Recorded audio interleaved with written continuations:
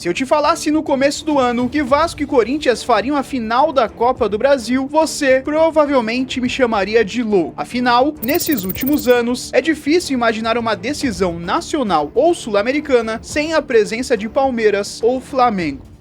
Não é por acaso que o Flamengo esteve envolvido nas últimas 3 finais de Copa do Brasil. E falando de Libertadores, nas últimas 7 finais, Palmeiras ou Flamengo estiveram presentes em 5. Além disso, Vasco e Corinthians não fizeram um ano brilhante e durante a temporada tiveram diversas polêmicas. Eu sou Artilheiro e vou te contar no vídeo de hoje como 2 times desacreditados chegaram até a final da Copa do Brasil. Mas antes de começar, eu só te peço que, se possível, clica aí no botão hypar, porque me ajuda muito, fazendo com que esse vídeo chegue em mais pessoas. O ano de 2025 começou de forma diferente para as duas equipes.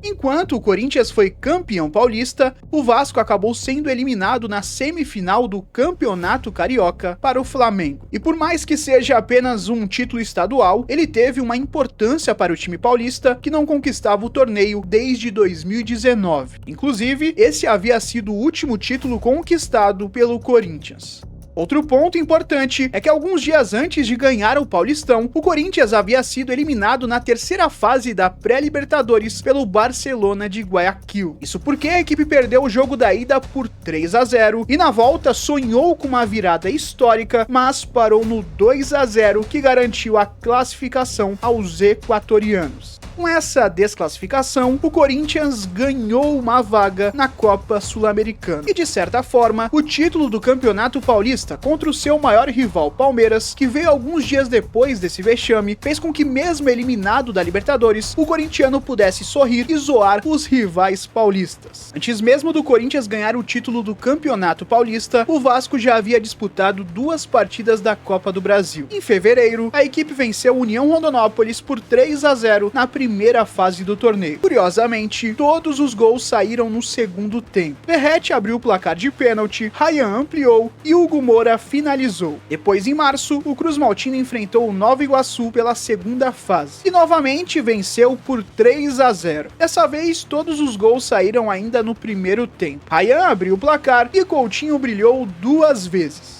Agora a gente chega na terceira fase da Copa do Brasil, que é onde o Corinthians entrou. Nessa fase, o time paulista enfrentaria o Novo Horizontino e o Vasco tinha pela frente o Operário. Uma coisa curiosa é que quase 2 semanas antes do confronto contra o Novo Horizontino, o então técnico do Corinthians, Ramon Dias, acabou sendo demitido. Isso porque o começo no Brasileirão e na Sul-Americana não era bom e o time estava devendo em campo. O Vasco foi pelo mesmo caminho e dias antes do confronto contra o Operário, mandou o técnico Fábio Carille embora. Ou seja, o planejamento tanto do Vasco quanto do Corinthians, que era o atual campeão paulista, se mostrava totalmente equivocado. O time paulista contratou o Dorival Júnior, que já estreou pela Copa do Brasil contra o Novo Horizontino. Logo no começo do jogo, Hugo Souza salvou o Corinthians. Minutos depois, Mateuzinho fez uma boa jogada, Thales Magno tocou e Héctor Hernandes marcou o único gol da partida.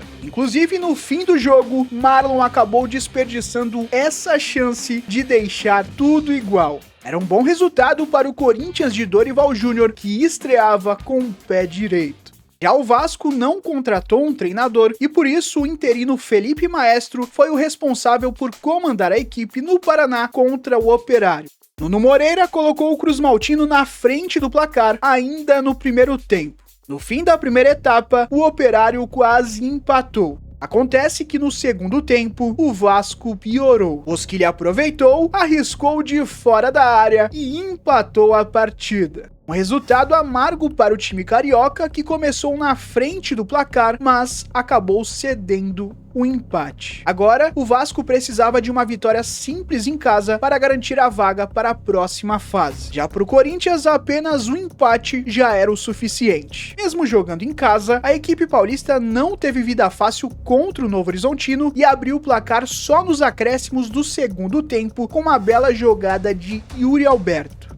e com isso garantiu a classificação para as oitavas de final. Se o corintiano não teve vida fácil, o vascaíno sofreu ainda mais e por pouco quase deixou a classificação escapar. Para esse jogo, o Vasco já tinha o comando de Fernando Diniz, que chegou dias antes e havia perdido para o Lanús por 1-0 e ganhado do Fortaleza por 3-0.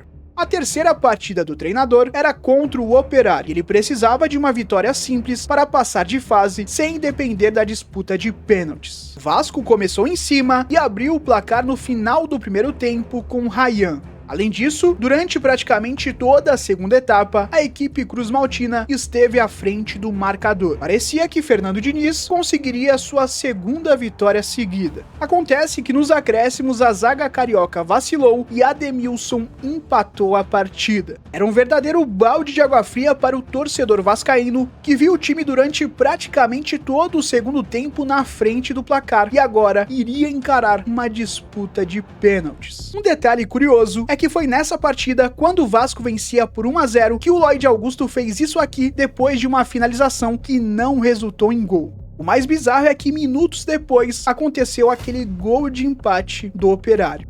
Nos pênaltis, João Victor e Paulo Henrique erraram e podiam acabar virando vilões. Só que a estrela de Léo Jardim brilhou. O goleiro defendeu 3 pênaltis, virou o herói da partida e garantiu o cruzmaltino nas oitavas de final da Copa do Brasil. Em São Paulo, dias depois de garantir a classificação para as oitavas, o Corinthians viu seu então presidente Augusto Melo ser afastado por causa do processo de impeachment que estava rolando no clube. Além disso, a equipe acabou sendo eliminada na fase de grupos da Copa Sul-Americana, ficando na terceira colocação. O Vasco até passou em segundo lugar no seu grupo da competição, só que na fase seguinte acabou sendo eliminado. No primeiro jogo contra o Del Valle, a equipe foi goleada por 4-0 e na partida de volta empatou em 1-1. Ou seja, naquele momento, tanto o Vasco quanto o Corinthians só tinham uma possibilidade de título: a Copa do Brasil. E ainda assim, era difícil acreditar que as duas equipes conseguiriam chegar na final da competição. Tanto é que as duas torcidas estavam muito insatisfeitas e protestaram no meio do ano. Em junho, em meio a todo o processo de impeachment e de resultados ruins que o Corinthians vivia, a torcida organizada invadiu o Parque São Jorge para protestar contra as más administrações que o clube teve durante os últimos anos. Além disso, em julho, membros da Gaviões da Fiel conversaram com jogadores para mostrar a insatisfação da torcida com o elenco. Já no Rio de Janeiro, depois da goleada sofrida para o Del Valle, a torcida organizada do Vasco invadiu o CT Moacir Barbosa para cobrar o time por causa dos maus resultados. O clima nos dois times era péssimo e parecia improvável pensar que as duas equipes brigariam por algo que não fosse escapar da zona do rebaixamento. Nas oitavas de final da Copa do Brasil, o adversário do Vasco era o CSA, e o Corinthians tinha pela frente o seu maior rival, Palmeiras. E para deixar tudo ainda mais acirrado, no começo do ano, os dois decidiram o Campeonato Paulista e o Corinthians havia levado a melhor. Ou seja, o Palmeiras vinha mordido para essas duas partidas pela Copa do Brasil. No estádio Rei Pelé, CSA e Vasco até criaram algumas oportunidades que poderiam ter resultado em gol, mas nenhum dos dois conseguiu balançar as redes e a partida acabou em 0-0. Além disso, o zagueiro João Victor do Vasco tomou 2 amarelos, foi expulso e era desfalque para o jogo da volta. Se o Vasco jogou o primeiro jogo fora de casa, o Corinthians fez o contrário. E a primeira partida contra o Palmeiras era na Neoquímica Arena e foi cheia de emoções. Logo no começo do primeiro tempo, Memphis sofreu um pênalti. Yuri Alberto foi para a cobrança, só que o Everton cresceu na hora certa e defendeu. No segundo tempo, Garro achou Mateuzinho, que cruzou para Depay abrir o placar. Inclusive, esse foi o primeiro gol do holandês em clássicos pelo Corinthians. Minutos depois, veio o balde de água fria. Maurício empatou o jogo. Mas para o alívio dos corintianos, Gustavo Gomes estava impedido e por isso o gol foi anulado. Com isso, o Corinthians garantiu uma vitória magra, mas importante contra um grande rival. Só que agora o Palmeiras jogaria em casa e todo cuidado era pouco. Já o Vasco jogava em casa e precisava da vitória para poder se classificar sem precisar novamente passar pelo sofrimento dos pênaltis. A equipe cruzmaltina começou em cima, e com menos de 20 minutos, Ryan abriu o placar. Aos poucos ele ia aparecendo e mostrando sua importância na campanha da Copa do Brasil. Só que minutos depois, o torcedor do Vasco se assustou com o empate do CSA. A sorte é que Guilherme Cachoeira estava impedido para o alívio da torcida. O Vasco respondeu, Ryan arriscou, o goleiro Félix deu rebote e Coutinho aproveitou para ampliar e dar tranquilidade ao Vasco. Ainda no primeiro tempo, Tietê fez o terceiro da equipe carioca, que praticamente encaminhava a sua vaga para a próxima fase. Acontece que no começo do segundo tempo, a defesa do Vasco falhou e Brian marcou de cabeça.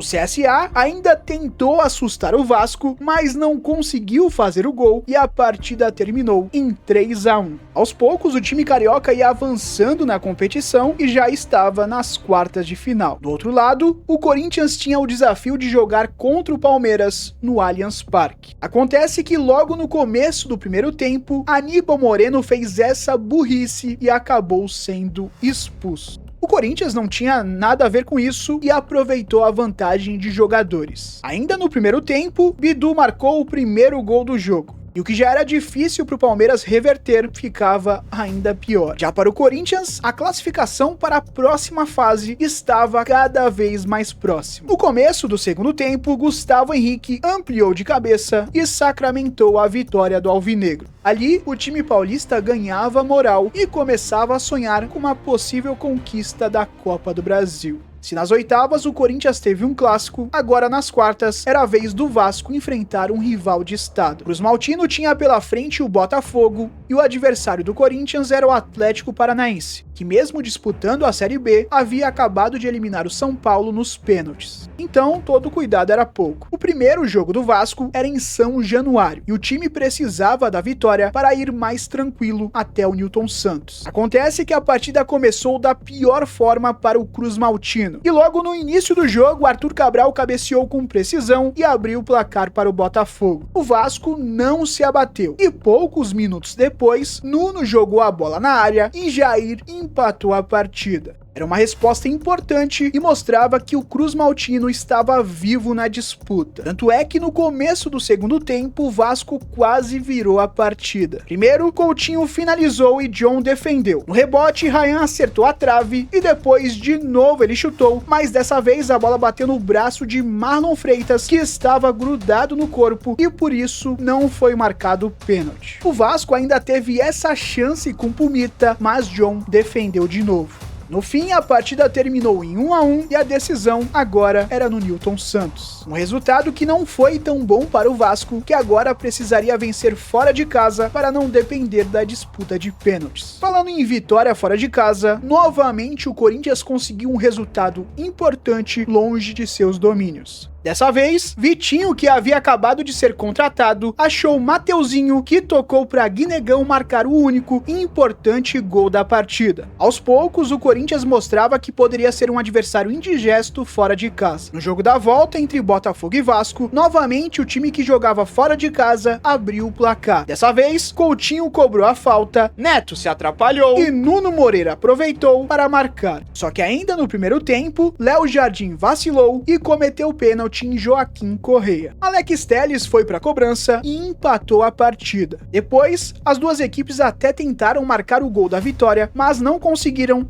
e por isso a partida foi para os pênaltis. Foi aí que a estrela de Léo Jardim brilhou de novo. Alex Telles, que havia convertido o pênalti no tempo normal, foi para a cobrança novamente, mas dessa vez Léo Jardim cresceu e fez a defesa. Depois, nenhum jogador do Vasco errou e a equipe garantiu a classificação para a semifinal da competição de forma heróica. Em São Paulo, o Corinthians tomou um susto e logo no primeiro tempo, Viveiros abriu o placar. Só que para a sorte dos corintianos, no começo da jogada ele acabou cometendo falta em Maicon e o gol acabou sendo anulado. Isso serviu de alerta para o Corinthians. Tanto é que no final da primeira etapa, Guinegão colocou o Garro na cara do gol. O argentino aproveitou e abriu o placar para o Corinthians. Esse gol trazia confiança e tranquilidade ao time paulista. No segundo tempo, Gui Negão foi fundamental de novo. Dessa vez ele insistiu na jogada e foi recompensado com o gol. Ali, o Corinthians garantia sua classificação para a semifinal da Copa do Brasil e o sonho do título parecia cada vez mais real. Acontece que até o jogo da semifinal tinham mais de 2 meses pela frente e muita coisa aconteceu. O Vasco, por exemplo, chegou a viver um grande momento. As contratações que chegaram encaixaram bem no time e a equipe embalou uma sequência de 4 vitórias seguidas no Campeonato Brasileiro. O Cruz Maltino chegou a ter 6 vitórias e apenas uma derrota em 7 jogos. E parecia que dava até para sonhar com uma vaga para Libertadores. Acontece que depois dessa sequência positiva, as coisas começaram a desandar. O Vasco viveu uma reviravolta e chegou a ter 5 derrotas seguidas. A reta final da equipe no Campeonato Brasileiro foi bem irregular e em alguns momentos o torcedor vascaíno ficou com medo de ser até rebaixado, mas não aconteceu. Inclusive, durante essas derrotas, novamente a torcida invadiu o CT para cobrar os jogadores. Nesses meses, o torcedor corintiano viveu uma situação parecida. O time do Corinthians oscilou no campeonato e terminou a competição uma posição à frente do Vasco. Por causa disso tudo, as duas equipes chegavam em um momento ruim para disputar a semifinal da Copa do Brasil e tinham adversários duros pela frente. O Corinthians pegaria o Cruzeiro, que fez um baita campeonato brasileiro, mas já vinha oscilando no final da competição. E o Vasco tinha como adversário o Fluminense, que estava invicto a 7 jogos. Mas é aquilo, o futebol se decide em campo, ainda mais falando de um torneio eliminatório. Tanto é que o Corinthians foi até o Mineirão e surpreendeu o Cruzeiro. Ainda no primeiro tempo, Carrilho cruzou, Yuri escorou e Memphis marcou o único gol da partida. Inclusive, depois teve toda uma polêmica, porque a bola aparentemente acabou batendo na mão dele. Mas nas câmeras do VAR não dava para ter essa percepção e por isso o gol não foi anulado. Então, o Corinthians levou a melhor fora de casa novamente e venceu por 1-0. Vasco e Fluminense jogaram no Maracanã com o mando de campo do Cruz Maltino.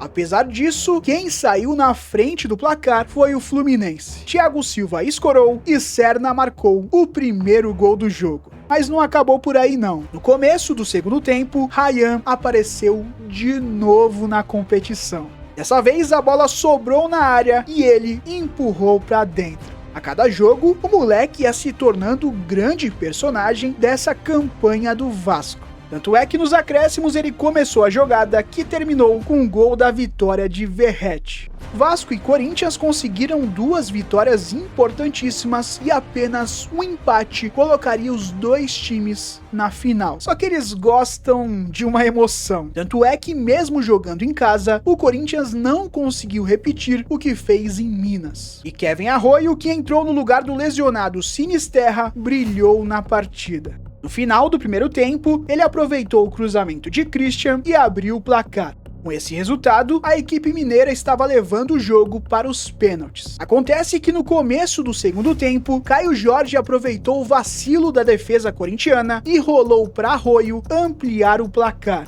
Com esse resultado, os corintianos estavam vendo a vaga para a final da Copa do Brasil indo embora no próprio estádio. Mas é óbvio que o Corinthians não ia desistir. E poucos minutos depois, Matheus Bidu diminuiu o placar. Esse resultado dava um pouco mais de tranquilidade ao time alvinegro, que agora, ao menos, estava levando a partida para os pênaltis. O Corinthians não estava satisfeito e queria a vaga para a final ainda no tempo normal. Só que o time não conseguiu fazer o gol de empate e a partida acabou indo para as penalidades. Quando Yuri Alberto perdeu o primeiro pênalti, a esperança da torcida corintiana estava em Hugo Souza. Acontece que as cobranças foram passando e Hugo ainda não tinha brilhado. Então chegou o grande momento. Gabigol foi para o que poderia ser a última cobrança. E se Hugo quisesse brilhar, esse era o momento. O goleiro entrou na mente do atacante e defendeu o que poderia ter sido o pênalti da classificação cruzeirense.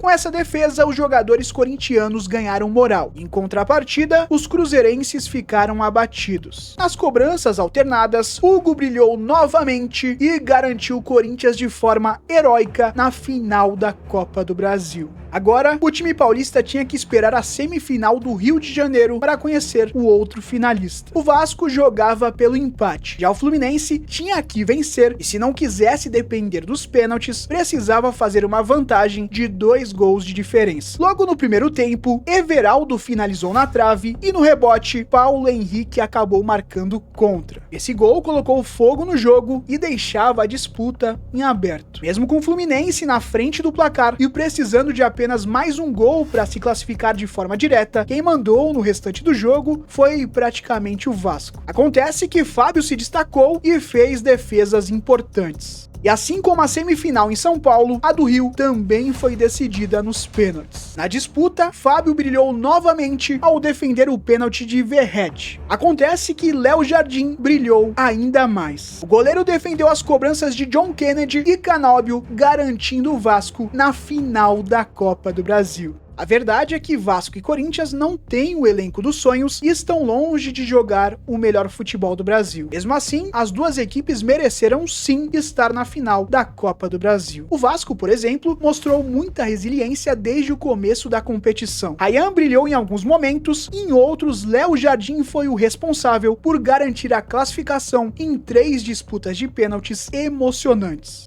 Já o Corinthians teve o brilho de Memphis, Yuri, Guinegão e quando precisou decidir nos pênaltis, Hugo Souza mostrou porque é frequentemente convocado por Ancelotti e virou o grande herói. Agora, resta saber qual torcida vai sorrir e qual vai chorar em um ano de tanto caos para as duas equipes. Se você gostou do vídeo e estiver aparecendo o botão hypar, por favor, clica aí que me ajuda muito, faz com que o vídeo chegue em mais pessoas. E além disso, se quiser me conhecer um pouquinho mais, me segue aqui no Instagram que tá aparecendo atrás.